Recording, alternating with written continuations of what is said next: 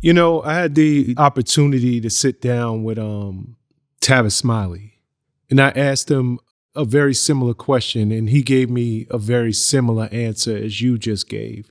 So it's very interesting to get both of you guys' perspective on pushing the president to do better by our people. But again, so here's what happened. Black people, there were two things that were happening simultaneously. He was the first black president, but he was the 44th president. The problem, the phrase that I use is black people got stuck at the inauguration parade and we never left. So what do you think? And I'm so sorry to interject, because I got to go here for a second. Yeah. What do you think about someone like Dr. Cornel West? Oh, I could tell you. I interviewed Cornel when that stuff was happening. How Cornel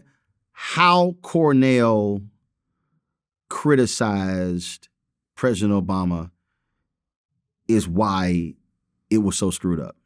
So what I mean by that is, and I said this to him on my show, I said to him multiple times, I believe the mistake that you made was bringing up the inauguration tickets. You made it look petty versus about policy. It wasn't about, so again, for me, I'm not going to go, well, they didn't invite me to the private birthday parties. Whatever. I wasn't there for the private birthday parties. I was there. Now, why was I upset I didn't get an exit interview with either one of them? Because it's an exit interview. It was to talk about 8 years of African Americans, advancements, what could have been done. That's the job. I said to Dr. Cornel, my alpha brother, I said, you bringing up the inauguration tickets, that's what tainted your criticism, because it sounded personal. It sounded petty. And that was the piece. See, there's a difference between offering a critique and being critical and being reckless. I thought the way that Dr. West and Tavis, the way they criticized Obama was wrong. But here's the deal, though. And I got it on tape. The day before the inauguration, I hosted an event at Howard University.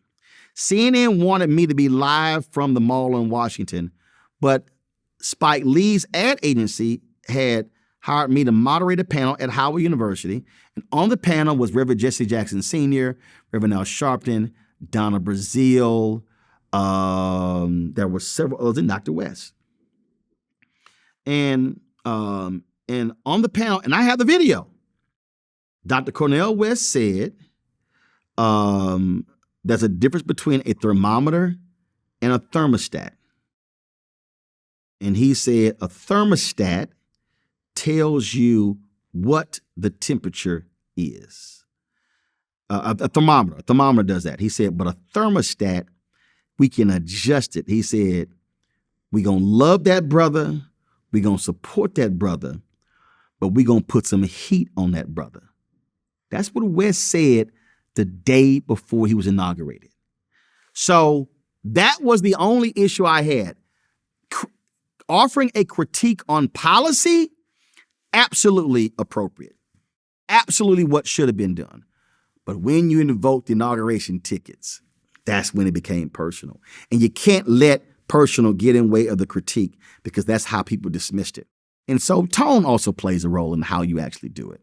And I think that was a deal as well. And I think that was, and again, Dr. West and I have had this conversation, and if I'm correct, he actually agreed with me on that one. Tavis and I haven't talked to Tavis.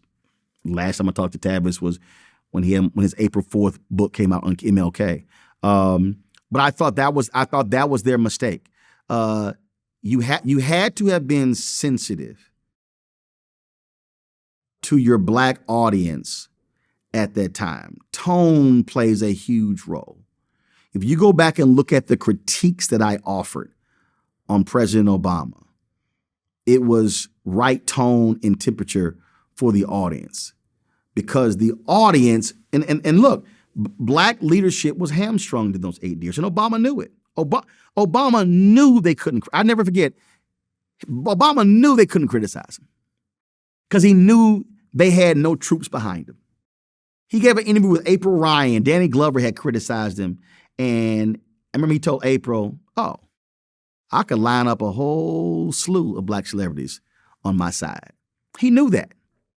And so the CBC knew it, civil rights groups knew it, because people were so sensitive. No, we can't hurt the brother. And then it was like, we can't ask for nothing because, if we ask for something, white folks may not vote for him a second time. And I never forget, I was at a dinner in Miami, man, and it's like 20 black people, multiple degrees, high net worth. And I said, I'm confused. Y'all letting some white folks you ain't never meet dictate what we should be asking for because y'all scared they might not vote for him if he runs again when he ain't guaranteed to be elected. So I think that was the case there. And so for me, my criticism was exactly what it was supposed to be. I pushed him the way I was supposed to, because again, I appreciated and admired the fact that he was the first black president. But I did not forget that he was the 44th. And we should have demanded from the 44th what we demanded from the previous 43. Understood.